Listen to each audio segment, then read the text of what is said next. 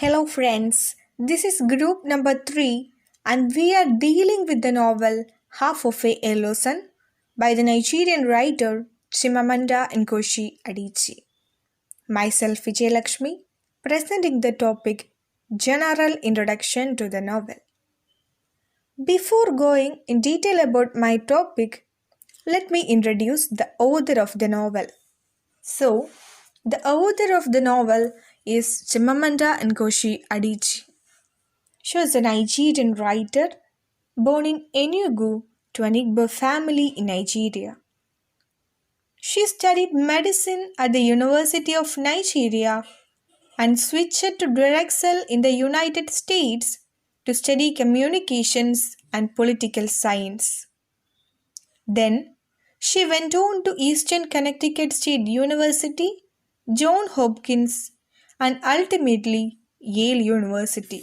Her writings has been given numerous awards, and common themes in her writing include race and gender.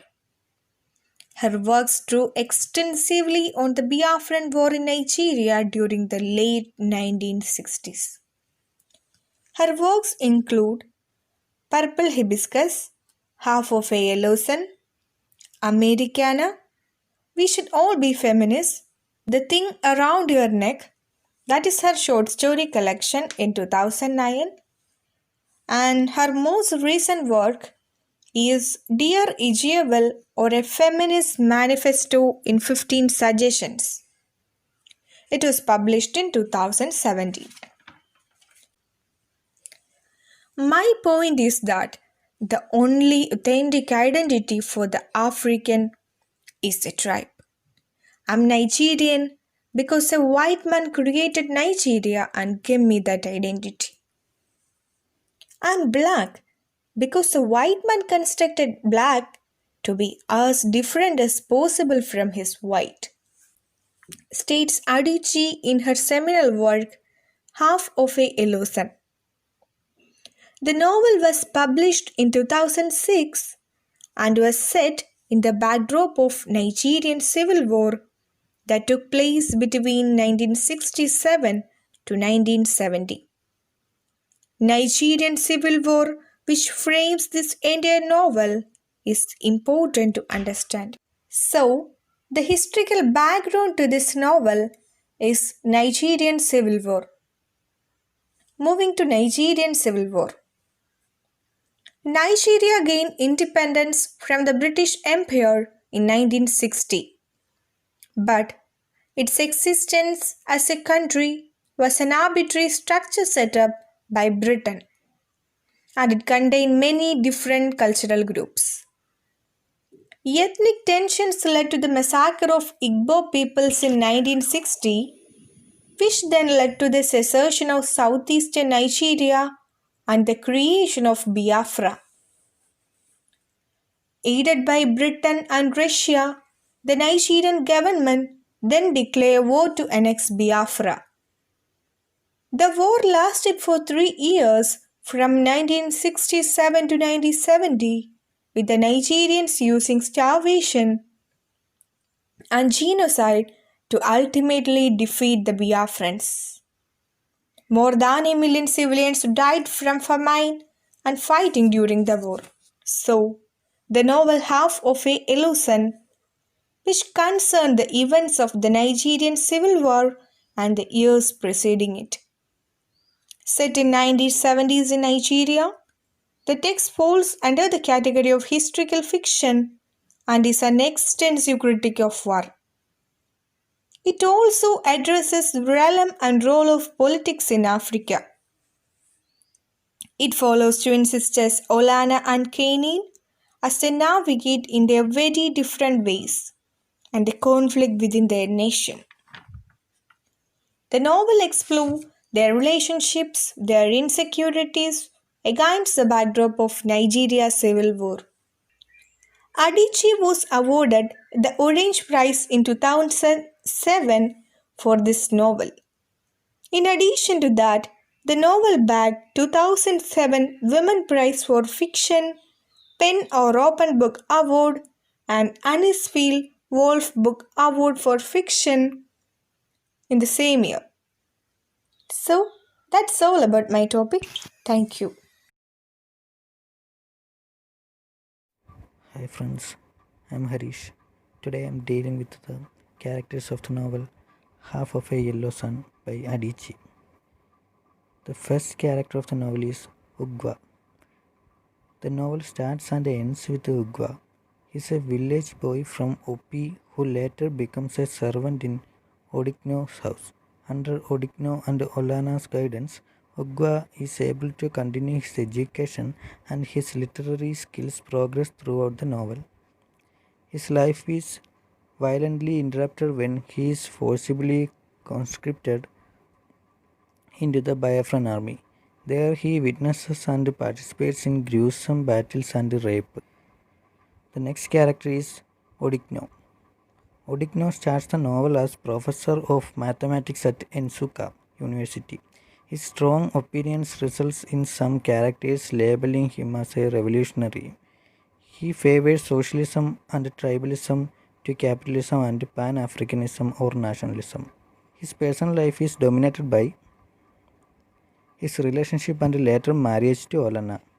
Odigno also has a strong, albeit turbulent, relationship with his mother. Another one is Olana. Olana is one of three characters through which the novel is told. She is the daughter of Chief Osobi and twin of Kainin. Olana was raised in Nigeria and later attended university in the United Kingdom. She is described as illogically beautiful, and her appearance often dictates how others treat her. Mohammed is her ex-boyfriend and Odigno is her husband, and she is the adopted mother of baby. The next one is Kainin. Kainin, Olana's twin, seems to be at first very different from Olana. She is the type of strong headed woman. In the beginning of the war, she is a war profiteer. However, after she witnesses the war's cruelty, she changes completely as a character and instead of running her father's business, she runs a refugee camp. The next one is Richard Churchill. Richard is an English writer who comes to Nigeria to explore Igbo Ogo's art. At first, he associates with other expats, especially Susan, who becomes his girlfriend. However, once he meets Kainin at one of the parties, Susan drags him to.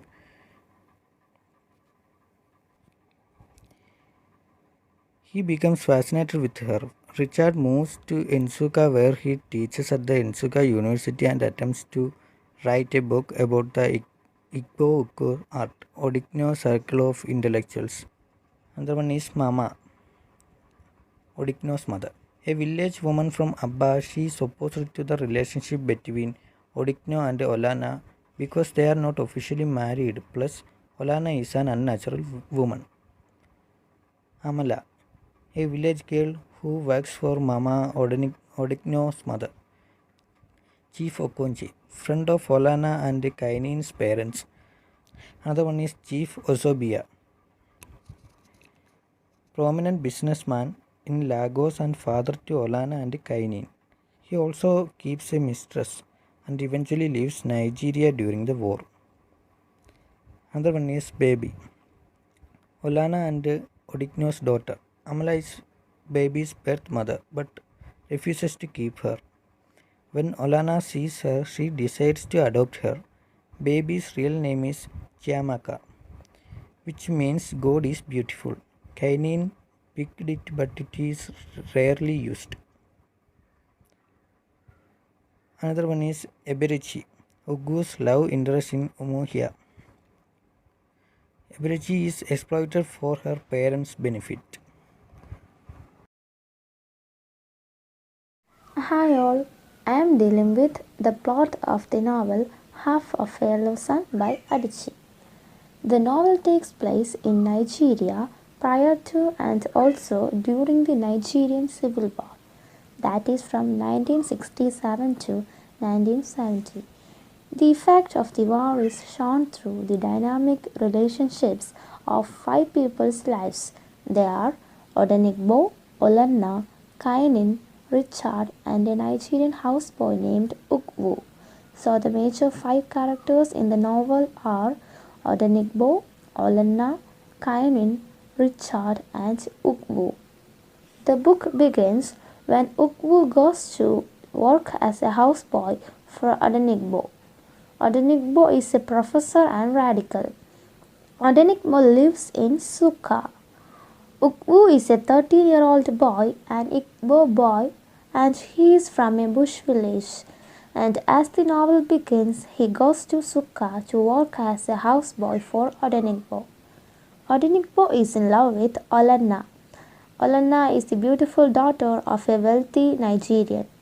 Olenna moves in with Odenigbo and they started to live together. She meets his friends who argue about politics every night. Ukwu becomes an excellent cook and goes to school. Olenna has a twin sister and her name is Kainin. Kainin has a boyfriend and he is Richard. Richard is a white English man in Nigeria.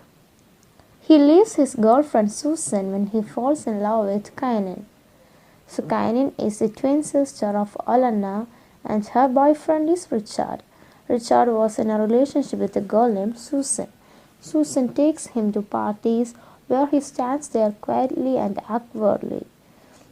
All the other English people make fun of the Nigerians and tell racist jokes about them. At one of Susan's parties, Richard meets Kainin. Richard and Kainin meet for lunch for several days after that. Finally, Richard breaks up with Susan and started to be with Kainin. Olenna has never liked Kainin's English boyfriends, but she likes Richard because he is shy and not condescending to Africans. Olenna and Kainin used to be close friends. Lately, they have drifted apart, and Kainin always rejects Olenna's offerings of friendship. Richard moves to Suka and befriends Odenigbo and Olenna. Then one day, Odenigbo's mother, Mama, visits and calls Olenna a witch, which upsets her greatly.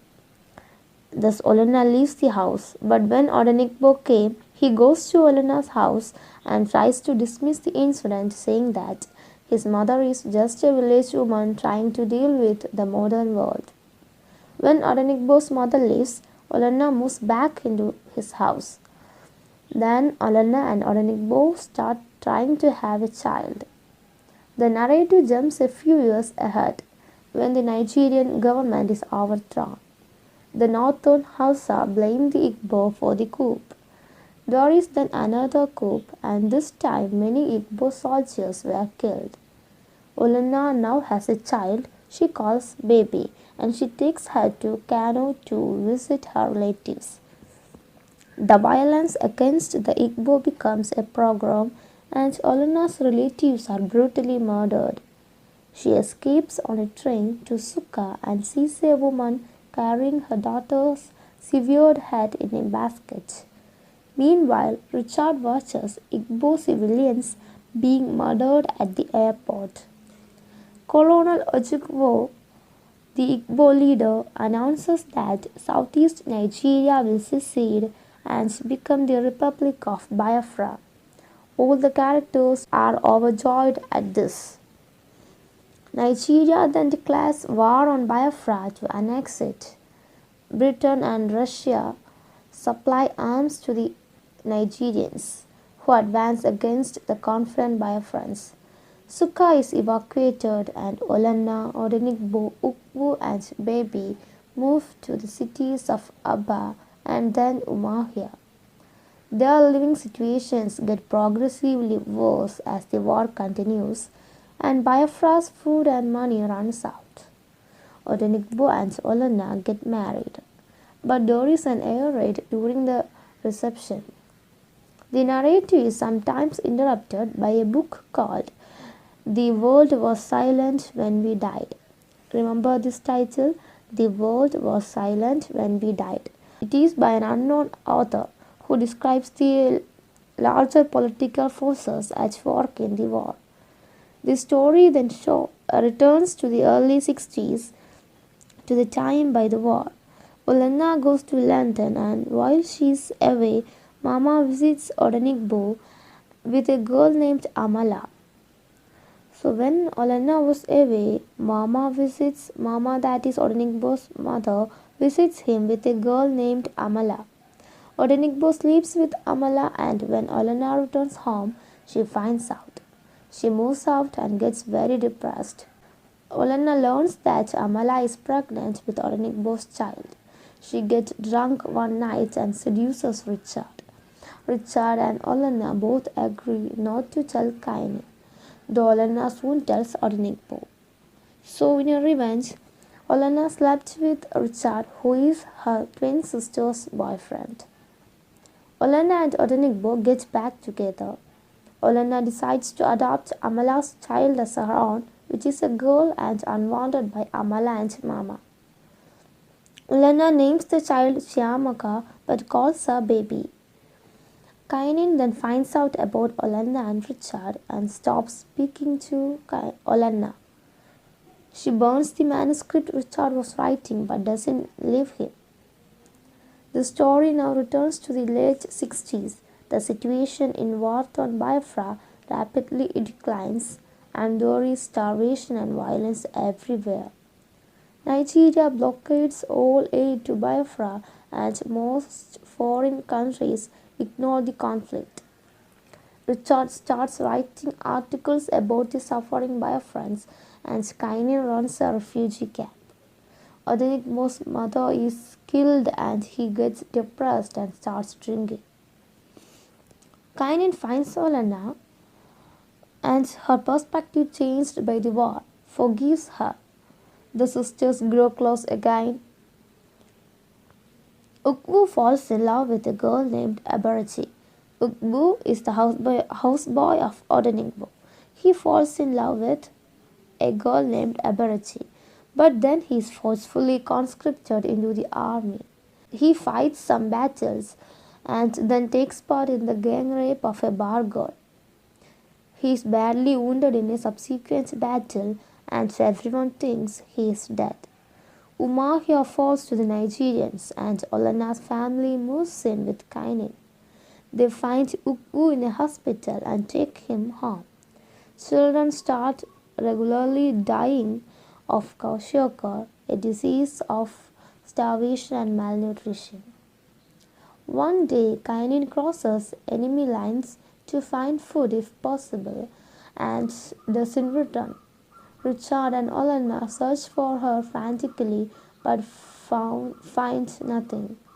Finally, Biafra surrenders and Nigeria is reunified. Olenna's family returns to Suka to find their house looted and all their savings liquidated. Ukbu returns to his village and learns that his sister was gang raped by soldiers. He starts writing about his experiences, and it is revealed that he is the author of The World Was Silent When We Died.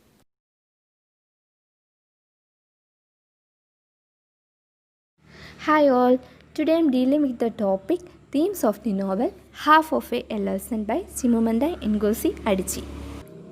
The main themes of this novel are colonialism and Nigerian politics, loyalty and betrayal, love, race and culture, war and violence. The first theme is colonialism and Nigerian politics. Half of a Yellow Sun mostly deals with the Nigerian Civil War. It was also called Biafran War, which takes place between 1967 and 1970. Nigeria had only recently freed itself from British colonial rules, and the country of Nigeria was itself an arbitrary unification of over 300 different ethnic groups. The largest of these were the Igbo in the southeast, the Yoruba in the southwest, and Hausa in the north. This novel tells the story of Igbo community. The second theme is loyalty and betrayal. The book focuses mostly on the individual level, and its main characters experience personal loyalty and betrayal as well. Two central characters, Olenna and Kenane, are twin sisters who, in many ways, act as a microcosm of the Nigerian conflict. They are close in their youth but grow apart as they get older. Olenna then betrays Kenane by seducing her lover Richard, and Kenane responds by totally cutting Olenna out of her life. In the same way, Odenigbo betrays Olenna by sleeping with Amla with his mother's help. Richard betrays Kenane by sleeping with Olenna. Here, Adichie shows the human tendencies towards loyalty and betrayal, while at the same time showing how these impulses played out in the larger political area. The third theme is war and violence. Most of the novel centers around the Nigerian civil war, and the excessive cruelty and violence of this conflict affect all of the characters. In Half of a Yellow Sun, Adichie contrasts scene of peace and optimism with a sudden scene of violence and fear. Dinner parties of Odenigbo's house is a scene of violence. That is the best example of violence. In this way, Adichie creates tone of the country become a place of danger and casual violence. The people died of starvation and fighting during the Biafran War, and Adichie draws out the personal tragedies. There are many examples of tragedies, Ugwu contributing to the horror of the war by participating in the rape of a bar girl. War and violence is often overwhelming in both the world and in this novel. The fourth theme is race and culture. Adichie's characters then represent many of the different cultures and races. Olenna and Kenane are upper class Igbo, Odenigbo is middle class, intellectual Igbo, Ugwu is an extremely poor Igbo, and Richard is a white man. The root cause of this racist oppressive colonization of Nigeria by the British Empire. This is illustrated in the characters like Susan, who sees all Africans as less civilized and inferior to white people. The fourth and the final theme is love. This novel deals with political and historical events, but it is also deeply related to personal experiences. The romantic relationship between Olenna and Odenigbo, Kenane and Richard, and Ugwu's infatuation towards Eberechi are at the center of this novel, as well as the sisterly love between Olenna and Kenane. The love between sisters is a symbol for the unity of Nigeria, as they painfully cut off ties but are eventually reunited. Richard's love for Kenane causes him to cross racial and political boundaries because he is an Englishman. Olenna's love for Odenigbo brings her into the world of radical politics. The title Half of a Yellow Sun means the clothing and bodies of ordinary Biafrans. In her bombed out classroom in Umuahia, Olenna teaches her students the meaning of the symbol half of a yellow sun, which means stood for the glorious future. That's all about my topic. Thank you. Hi friends, myself Aparna Vijayan, and I am here with the literary devices in the novel Half of a Yellow Sun by Chimamanda Ngozi Adichie. The novel Half of a Yellow Sun was published in 2006, and it is a deeply political novel about Nigerian history when Biafra divided to secede. The actions in the novel takes place in the 1960s in Nigeria. It is told from a third-person point of view, and the narrative techniques shift from a third-person objective point of view and first-person subjective point of view when various characters begin to narrate the events. The tone of the novel is tragic and violent, and it also explains the major conflict between the two tribes that end up fighting in the Nigerian Civil War. In the novel, Adichie used literary devices such as foreshadowing, imagery, paradox, personification, metaphors, allusions, parallelisms, etc.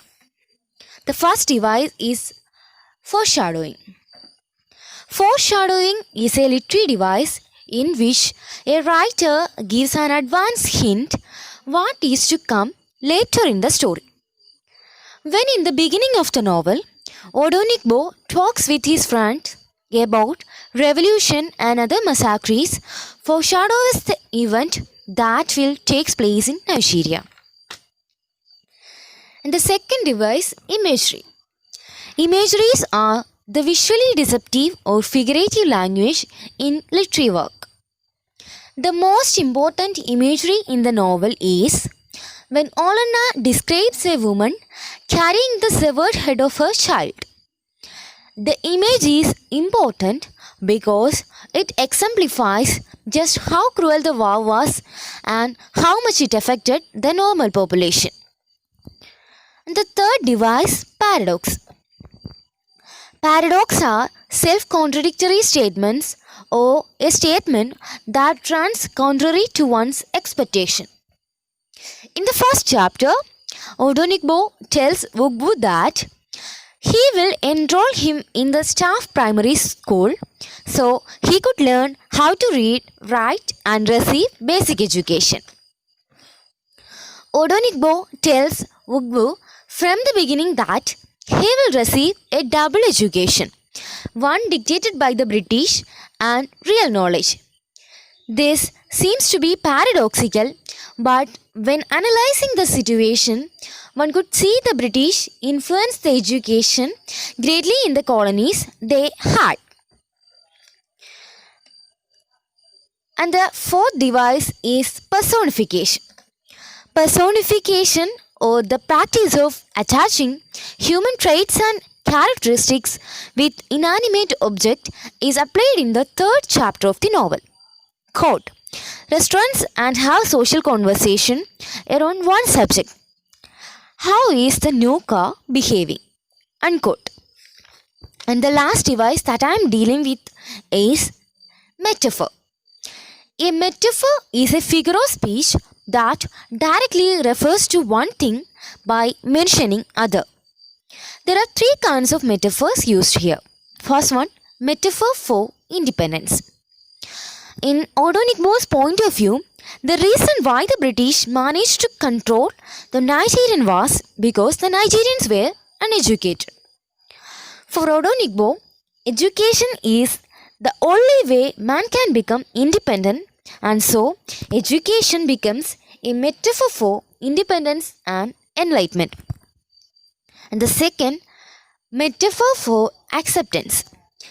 What is clear from the beginning is that the families who have more money and more accepting and less prejudiced against other tribes and nation. It is as if money built a bridge between the once rival tribes in Nigeria and made them be more flexible. Thus, money and a good financial situation here is used as a metaphor to suggest lack of prejudice and a more open kind. And the third, metaphor for confinement. Olenna is an independent woman who above all fears being confined and controlled. When Odonikbo asks her to marry him, she refuses, fearing that marriage will only trap her even more.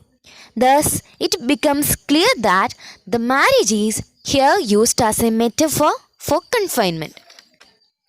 As a continual part, there is Chitira with more details of literary devices in the novel. Thank you. Irony. Odigma pointed out the injustice and how the Nigerians were willing to serve the white men even though the whites oppressed the Nigerians. The whole situation is presented as being ironic because the people who treated the black as inferior were treated with respect by the people they oppressed, treated like an object. Olana was born in a wealthy family that raised her to be independent. But despite this, her parents still expect her to do her part and be a dutiful daughter. At one point, they even suggest that she has an affair with a wealthy businessman, so her father will be given a big project. Symbols. Symbol for the Nigerian culture. Richard was driven to go to Nigeria when he was in a magazine, a robot pot, an ancient technique developed by the Nigerians. The robots are an example of the techniques developed by the Nigerian tribes, and what is even more remarkable is that no outside knowledge influenced the process. Robots become a symbol for the ingenuity and intelligence exhibited by the Nigerian tribes. Symbol for wealth. Ugwa was excited to see a whole chicken in the fridge of Odigno's house. For Ugwa, who was not accustomed with seeing all cooked chickens, that sight of the meat surprising him. In this community, having that much meat mean having a good financial situation, and so for him the chicken became a symbol for wealth. Motifs. Magical herbs. A common motif in the novel is the idea that there are herbs with magical power.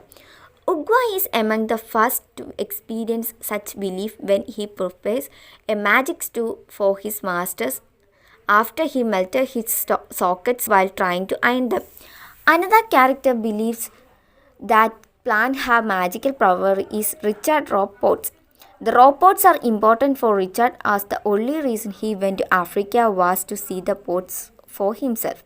The robots are, however, a symbol for Richard's life and for his love for Canaan and for his love for Nigeria. Obsessive. Another motif in the book is the way Richard reacts when he is faced with something he considers as being interesting. After he discovers something that he wants to have, he obviously tries to achieve the said thing, and he doesn't care that the others perceive him as being odd because of his passions. He perceives Canaan with the same obsession. He searches for the robots and he doesn't try to hide his true intentions. Allusions. Some of the Nigerian extremists rejected everything that had to do with the Western world, including the Nigerians who have influenced by the Western way of thinking. Because of this, Olana has a hard time being accepted by Odigno's friend because of them. She is too Western. This alludes to the idea that the Nigerians saw not only the white people as being dangerous but their way of life as well. Parallelism. The author draws a parallel between Odigno and Ugwa, the two main characters in the novel. Odigno was educated by Ugwa was not. Ugwa is superstitious.